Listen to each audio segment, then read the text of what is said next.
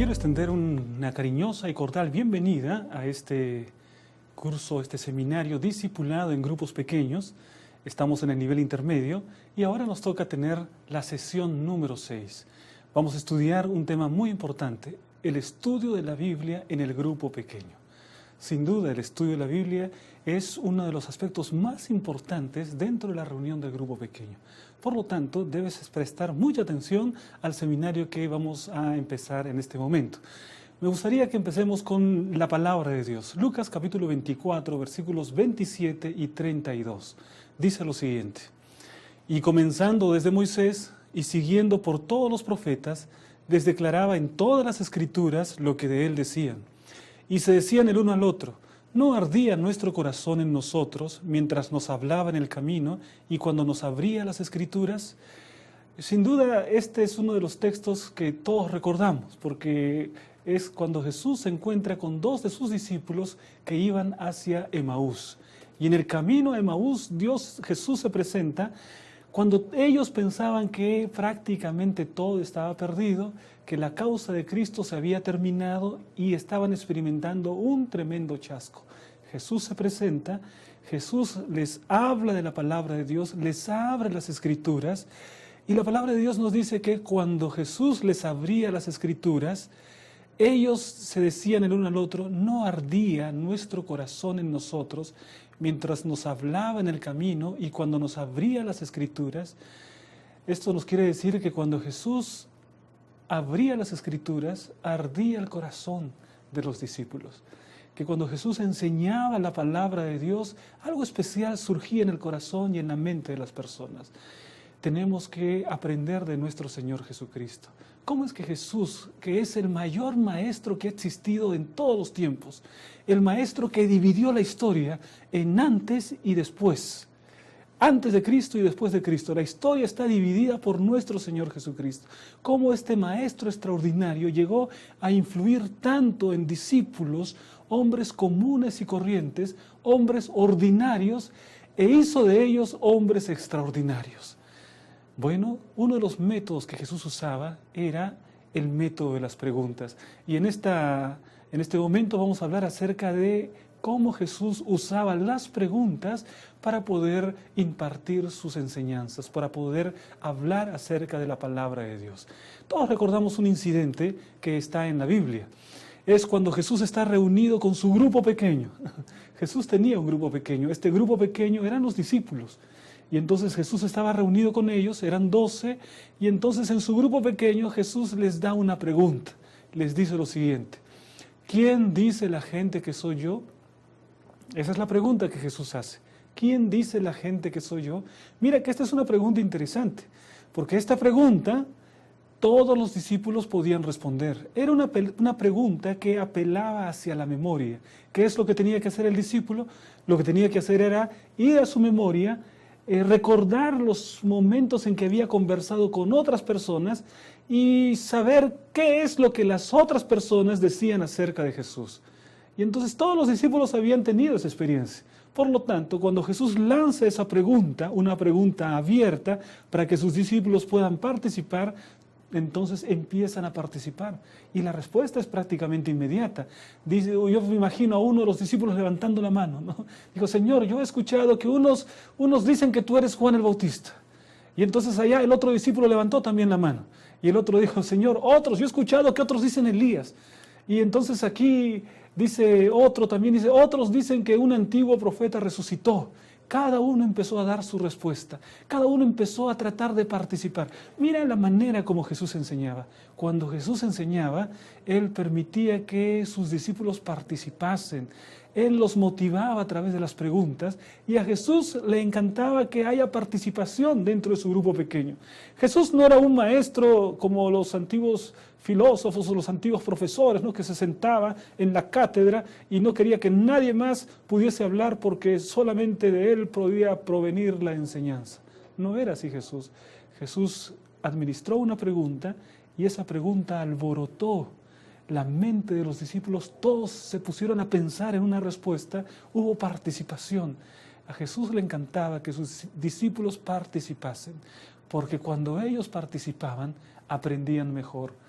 cuando nosotros empezamos a participar en la elaboración de algún conocimiento o en responder alguna pregunta, aprendemos mejor. Entonces Jesús, que es el mayor maestro de la historia, él conocía que esto sucede en la mente del hombre. Pero ahora vamos a ver qué es lo que sucede inmediatamente después. Nosotros encontramos la pregunta de Jesús: ¿y ustedes? ¿Quién creen que soy? Miren que esta es una pregunta diferente a la anterior. En la pregunta anterior, Jesús está apelando a la memoria y les está diciendo, les está desafiando a recordar, entre las muchas cosas que habían escuchado acerca de él, ¿qué cosas ustedes están recordando? ¿Qué dice la gente que soy yo? Apelando a la memoria. Pero ahora Jesús hace una pregunta completamente diferente. Ahora les dice a los discípulos: mira, por favor, yo no te pregunto qué es lo que dicen otros. Olvídate qué es lo que dicen otros. Ahora yo quiero que tú pienses y tú me respondas, me des tu propia respuesta, totalmente diferente a lo que las otras personas puedan decir. Yo quiero tu pensamiento. ¿Cuál es tu opinión? ¿Quién crees que soy yo? ¿Quién crees que soy yo? Entonces ahí ya la pregunta ya no apela simplemente a la memoria, a recordar eventos del pasado. Ahora la pregunta apela al pensamiento, al raciocinio. El discípulo ahora se ve confrontado consigo mismo y entonces ahora tiene que dar una respuesta que viene de su corazón. Él mismo tiene que elaborar una respuesta. Ya no es solamente la memoria, ahora es el razonamiento. Jesús da una respuesta, una pregunta desafiante para que los discípulos empiecen a pensar: verdaderamente, ¿quién es Jesús para mí? Y entonces es allí como nosotros tenemos una de las tremendas respuestas que se encuentran en la palabra de Dios. Es el apóstol Pedro que le dice: tú eres el Cristo, el Hijo del Dios vivo. Tú eres el Cristo, el Hijo del Dios vivo.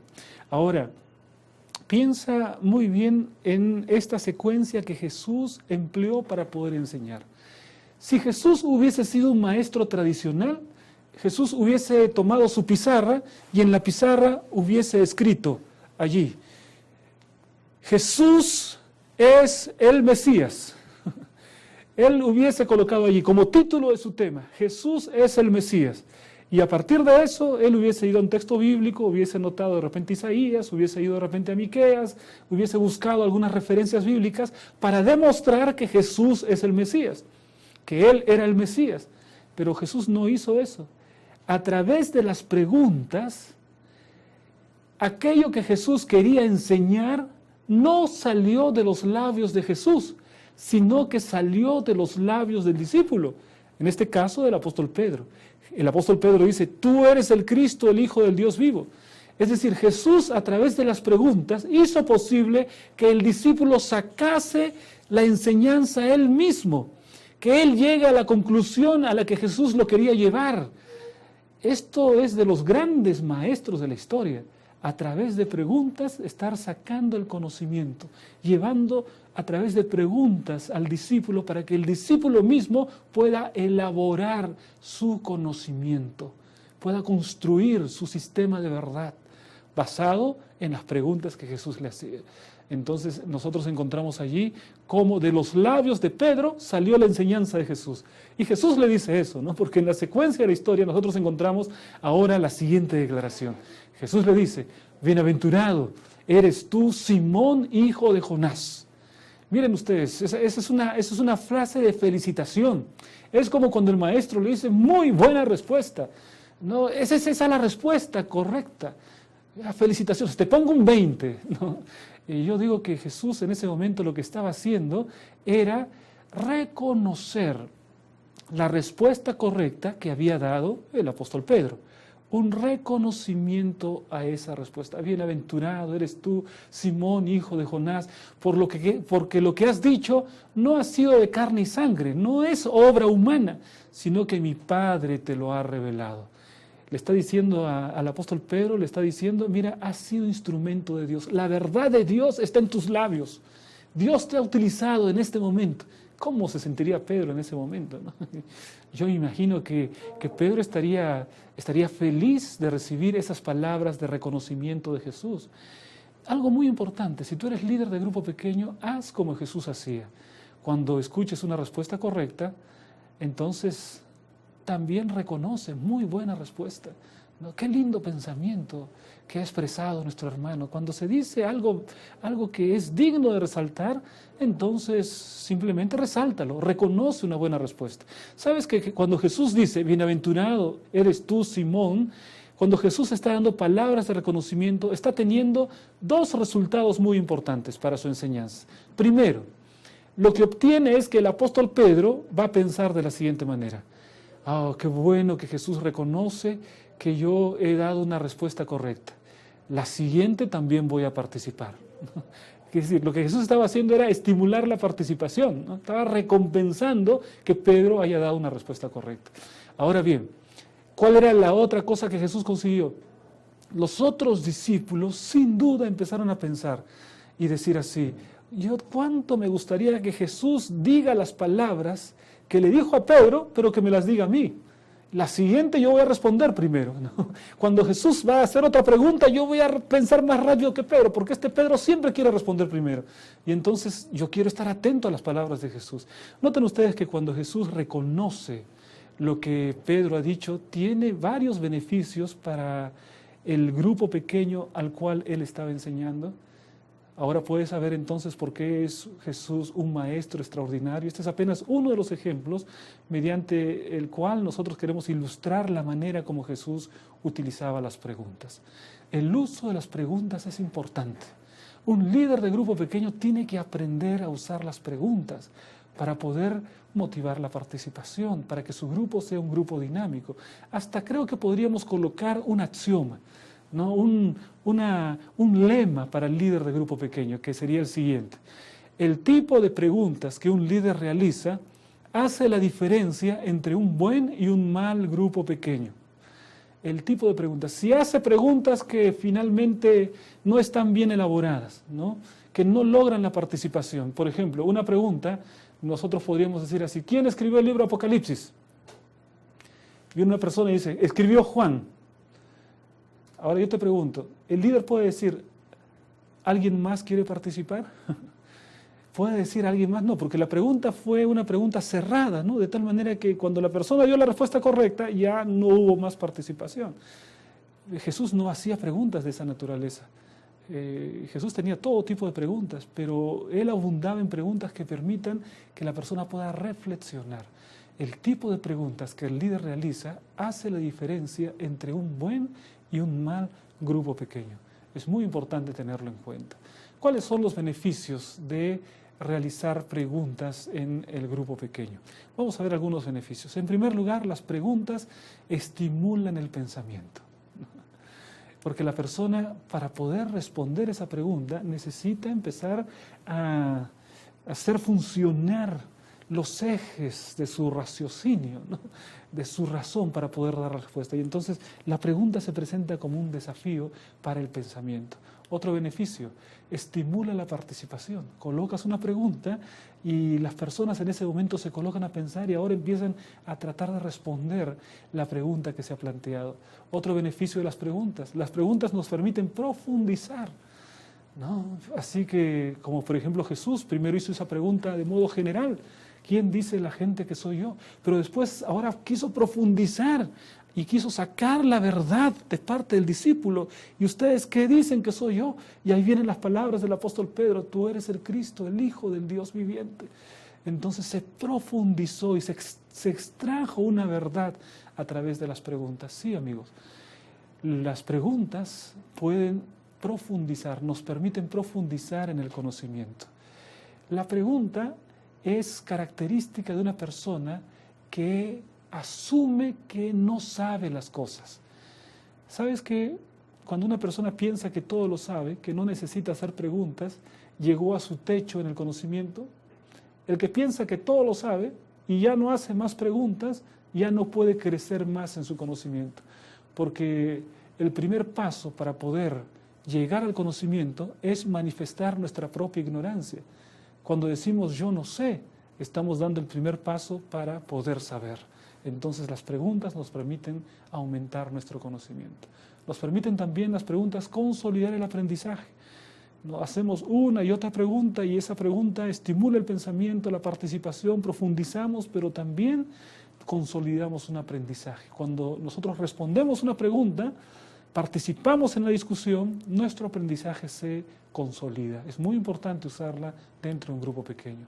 Y también las preguntas nos dan la oportunidad para manifestar un reconocimiento. Si la persona dio una respuesta correcta, felicitarla por la respuesta correcta que dio.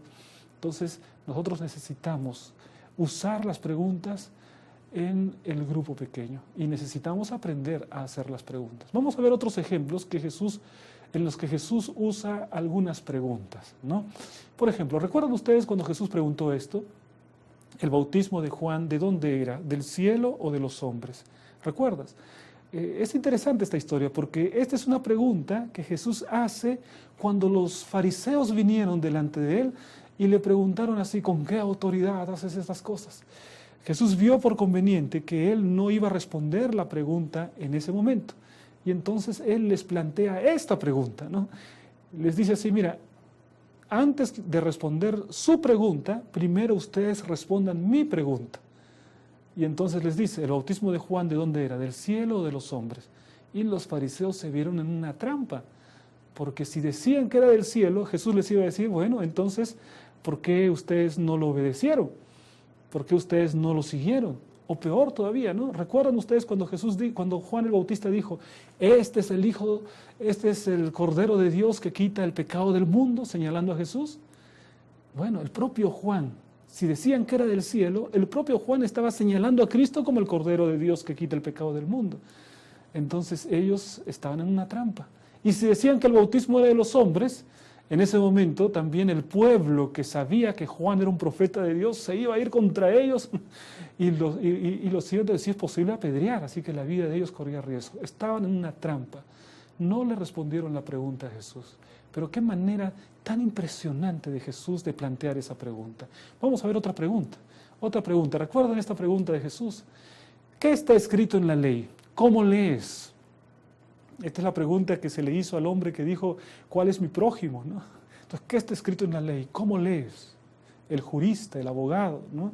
Lo interesante es que después de hacerle la pregunta y de Jesús contarle la historia, Jesús le dice, ¿qué te parece? ¿Quién fue el prójimo de este hombre?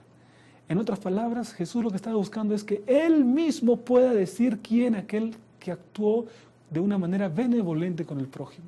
El propio hombre iba a dar la verdad que él mismo estaba preguntando. El conocimiento iba a quedar en los labios del propio hombre a través de la pregunta que Jesús le hace. Otra pregunta interesante que Jesús plantea era cuando los discípulos estaban caminando, ¿no? Y les pregunta así, ¿qué pláticas son estas que tenéis entre vosotros mientras camináis? Y sabemos que Jesús sabía lo que ellos habían estado conversando. Ellos habían estado peleando quién iba a ser el primero en el reino, ¿no? Y cuando Jesús les pregunta eso, quedaron callados. A través de una pregunta Jesús los hace reflexionar. Y tenemos esta otra pregunta muy famosa también. ¿De quién es esta imagen en la inscripción? Jesús ha tomado una moneda y les dice, ¿de quién es esta imagen? Y en la moneda había una imagen que era la imagen del César. Entonces la gente le responde, es del César. La inscripción es del César. Y entonces Jesús le dice, bueno, dad al César lo que es del César y a Dios lo que es de Dios. Y los fariseos, los que querían tenderle una trampa a Jesús, nunca pudieron vencerlo, nunca pudieron dejarlo en ridículo. Cuando iban a colocar a Jesús contra la pared, eran ellos mismos los que terminaban contra la pared. Jesús fue alguien que usaba las preguntas de una manera extraordinaria, para enseñar alguna lección, para profundizar en alguna verdad, para hacer reflexionar a las personas. Necesitamos aprender a usar las preguntas así como Jesús las usaba. ¿Cómo podemos usar las preguntas para el estudio de la Biblia? Bueno, al menos podemos descubrir 3 tipos de preguntas. Vamos a ver el primer tipo de pregunta, la pregunta de observación. Una pregunta de observación es la que responde básicamente ¿qué dice el texto?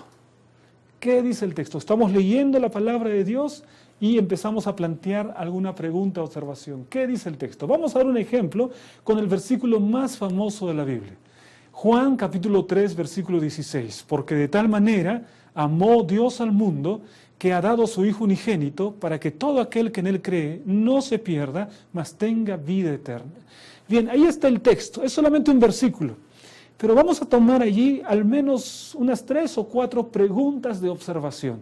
Miren las preguntas de observación. Recuerden, una pregunta de observación es aquella que se responde con la lectura simple del texto. Entonces vamos a ver, por ejemplo, una pregunta de observación. ¿Qué siente Dios por el mundo? Una pregunta de observación. Recuerden, la respuesta de una pregunta de observación se encuentra al leer el texto.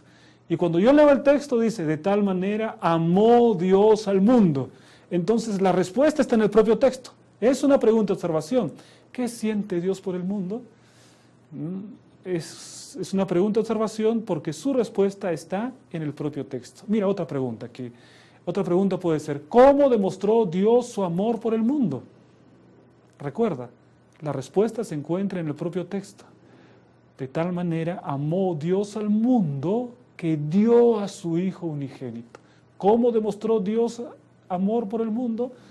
Dando a su Hijo unigénito. ¿Dónde encontramos la respuesta? Al leer el texto. Una pregunta de observación se responde con la lectura simple del texto. Otra pregunta de observación. ¿A quién entregó Dios? ¿A quién entregó Dios? Bueno, el texto nos dice que dio a su Hijo amado. Entonces, allí mismo es el texto. Es otra pregunta de observación. Otra pregunta de observación. ¿Qué no sucederá con el que cree en el Hijo? Entonces, sí, pastor, voy a ver la pregunta, a ver, para que todo aquel que en Él cree no se pierda. Ah, y aquí está, fue la respuesta, ¿no? ¿Qué no sucederá? Pues no se perderá. Y otra pregunta aquí, ¿qué tendrá el que cree en el Hijo? ¿Qué es lo que tendrá? No se perderá, mas tendrá vida eterna. Todas las respuestas se encuentran en la lectura natural del texto. Cuando la respuesta se encuentra allí mismo, entonces tenemos preguntas de observación. Estas preguntas nos sirven para precisar qué es lo que está diciendo el texto. Muy bien, vamos a ir ahora por un segundo tipo de preguntas, las preguntas de interpretación. ¿Qué significa el texto? Básicamente eso es lo que queremos descubrir con las preguntas de interpretación. Ahora bien, a diferencia de las preguntas de observación, estas preguntas no van a tener su respuesta en el propio texto. A veces vamos a tener que reflexionar y buscar, conectar con otras partes de la palabra de Dios para tener una respuesta. Por ejemplo, estamos en Juan 3:16, recuerda, ahí está, ese es el texto que estamos leyendo, y ahora vamos a plantear preguntas de interpretación. Por ejemplo, pregunta de interpretación en Juan 3:16, ¿por qué Dios ama al mundo? En Juan 3:16 se nos dice que Dios ama al mundo, pero no se nos dice por qué ama al mundo. Tenemos que ir a otro lugar de la Biblia, donde nos dice que Dios nos ha creado, que somos sus criaturas, ¿no? Y entonces ama al mundo porque somos hijos suyos. Esa respuesta no se encuentra. Tenemos que recurrir a otra parte de la Biblia para poder dar respuesta a esta pregunta. Es una pregunta de interpretación. Otra pregunta de interpretación. ¿Qué relación existe entre amar y dar? Es una pregunta interesante porque el texto dice, de tal manera amó Dios al mundo que ha dado a su Hijo. ¿Hay una relación entre amar y dar? ¿Hay una relación entre el amor de Dios y el hecho de que haya dado a su Hijo? El amar y el dar están unidos. Cuando yo amo a Dios, ¿tengo algo que darle? Tengo que darle mi corazón, tengo que darle mi vida. Amar y dar parecen estar unidas dentro del texto que hemos leído, ¿no? Entonces, esa es la pregunta de interpretación. Otra pregunta de interpretación. ¿Por qué se le llama hijo unigénito? Las preguntas de interpretación muchas veces empiezan con esa palabra ¿por qué? ¿No? Es un tipo de pregunta desafiante. ¿Por qué se le llama al hijo? ¿Cuáles son las razones? ¿Cuáles son los fundamentos? Entonces ahí tendríamos que hablar acerca de la Trinidad posiblemente, ir a otro texto y hablar acerca de cómo Cristo se encarnó, ir a otro texto y ver acerca de la preexistencia del Señor Jesucristo. Es decir, ya esa pregunta nos plantea un escenario mucho más amplio, ¿no? Pero el líder tiene que, para plantear esa pregunta, también tiene que tener sus respuestas, no solamente hacer la pregunta. Vamos a ver otra pregunta aquí. ¿Por qué esta promesa no es para todos los seres humanos? ¿Te parece que esta promesa de Juan 3:16 es para todos los seres humanos? Y tú me dices, no, pastor, porque allí, a ver, allí dice, para que todo aquel que en Él cree. O sea que esta promesa está limitada solamente para los que creen en Jesús. Bueno, pues tienes razón, ¿no? ¿Pero por qué? ¿Pero por qué es que sucede eso? Entonces tenemos que hablar acerca del plan de salvación, profundizar en algunos aspectos de lo que Cristo hizo por nosotros para rescatarnos y cómo es que solamente los que aceptan a Jesús serán salvos. Entonces las preguntas nos ayudan a profundizar. Veamos otra pregunta de interpretación. ¿Qué significa perderse? O la otra pregunta, ¿qué significa vida eterna? Preguntas de interpretación, ¿no? Y si nosotros vamos, ¿qué significa vida eterna? Tendríamos que conectar con otro texto de la Biblia. Posiblemente Juan 17, donde el Señor Jesús dice, y esta es la vida eterna, que te conozcan a ti, el único Dios verdadero, y a Jesucristo a quien has enviado. Ahí hay una definición de vida eterna. Entonces, todo eso forma parte de las preguntas de interpretación. Nos ayuda a extendernos mucho más de lo que está en el texto. Nos ayuda a buscar conexiones con otras partes de la palabra de Dios. Ahora vamos a ver un tercer y último tipo de preguntas, que también son preguntas muy importantes. Preguntas de aplicación. Y la pregunta de aplicación, el asunto fundamental es, ¿qué me dice que debo hacer este texto? ¿Qué debo hacer a la luz de lo que he aprendido con este texto? Entonces, ahí vamos a ver ahora otro ejemplo, Juan 3:16, continuamos aquí, y vemos ahí, por ejemplo, una pregunta de aplicación. ¿Qué decisión debo tomar ahora si quiero tener vida eterna? Ahí se habla acerca de una decisión personal, entonces es una aplicación. Ahora vamos a ver otra aplicación. ¿Cómo puedo manifestar mi creencia en Jesús? Que nace del estudio del texto. Otra aplicación. ¿Cuándo me sentí realmente amado por Dios? Porque ahí se nos habla que Dios amó al mundo. ¿Cuándo es que sentiste realmente en tu vida el amor de Dios? Otra pregunta de aplicación. ¿Cómo puedo demostrar que amo a Dios? ¿Hay alguna manera de mostrar mi amor por Dios? ¿Cómo puedo hacerlo? Son preguntas de aplicación. Cuando nosotros estemos en el estudio de la palabra de Dios, empecemos por preguntas de observación. Unas 3 o 4 preguntas de observación. Vayamos luego por unas 2 o 3 preguntas de interpretación. Y luego vayamos por 1 o 2 preguntas de aplicación. Vayamos siempre en ese mismo orden. Yo no puedo aplicar algo que no he entendido. Entonces primero tengo que entenderlo, luego tengo que interpretarlo y luego después podré aplicarlo. De esta manera el estudio será provechoso. A través de las preguntas. Va a ser un diálogo con la Biblia, un diálogo con la palabra de Dios. Va a ser un estudio que va a enriquecer nuestra vida. Entonces, pero el líder necesita estudiar y profundizar en el texto bíblico. Veamos qué es lo que dice Elena de White. Reúnanse pequeños grupos para estudiar las Escrituras. No perderán nada y ganarán mucho. Los ángeles del cielo asistirán a sus reuniones y al alimentarse con el pan de vida recibirán fortaleza espiritual. Se estarán alimentando, por así decirlo, con las hojas del árbol de la vida. Solo así mantendrán su integridad. Debemos tener grupos pequeños que estudien en profundidad la palabra de Dios. Y el desafío del líder es que pueda estudiar tan profundamente la palabra de Dios, entrar en un diálogo con la Biblia y llevar a sus alumnos a dialogar con la palabra de Dios y aplicar en sus propias vidas la poderosa palabra de Dios. Que Dios te bendiga.